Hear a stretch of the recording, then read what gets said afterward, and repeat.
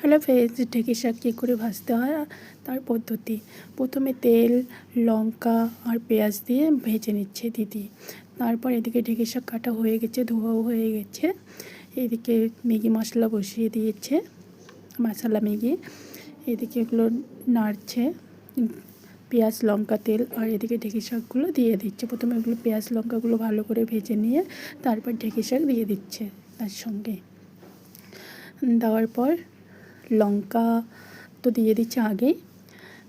আর আমরা তো অন্য পদ্ধতিতে রান্না করি, আর দিদি অন্য পদ্ধতিতে রান্না করে। তার সাথে হলুদ আর লবণও দিয়ে দেবে একটু পরে। এখন নাড়াচাড়া করে নিচ্ছে ঢেঁকি শাকটা।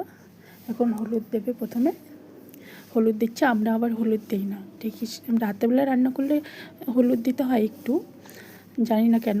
আর দিনের বেলায় রান্না করলে হলুদ দিই না, তো এটা দিনের বেলায় রান্না করছে দিদি, তাই হলুদ আর লবণ দিয়ে দিচ্ছে ঢেঁকি শাকে। এবার নাড়াচাড়া করে কিছুক্ষণের জন্য ঢেকে দেবে। আর তেল দিতে হবে না, যা তেল দিয়েছে এগুলো দিয়ে হয়ে যাবে মোটামুটি। প্রথমেই তেল দিয়েছে, আর কেউ কেউ আবার শেষেও তেল দেয় ঢেঁকি শাকে, নামানোর আগে আগে তেল দিয়ে নামিয়ে নেয়। আর দিদি অন্য পদ্ধতিতে। এই যে ঢাকা দিয়ে রেখেছিল কিছুক্ষণ, ঢাকা খুলে এখন এরকম হয়ে গেছে ঢেঁকি শাকগুলো। প্রায় অল্প একটু হয়ে আসছে, আর ঢেঁকি শাক অল্প একটু হয়। আবার ঢাকা দিয়ে কিছুক্ষণ রেখেছিল, এই যে জল বেরিয়ে গেছে।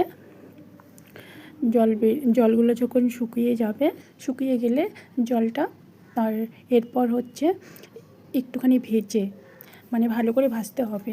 এই 5 মিনিট থেকে 3 মিনিটের মধ্যে ভাজলে হয়ে যাবে। এই তো ঢেঁকি শাক আমাদের কম। এই পদ্ধতিতে একদিন রান্না করে দেখো, ভালো লাগবে।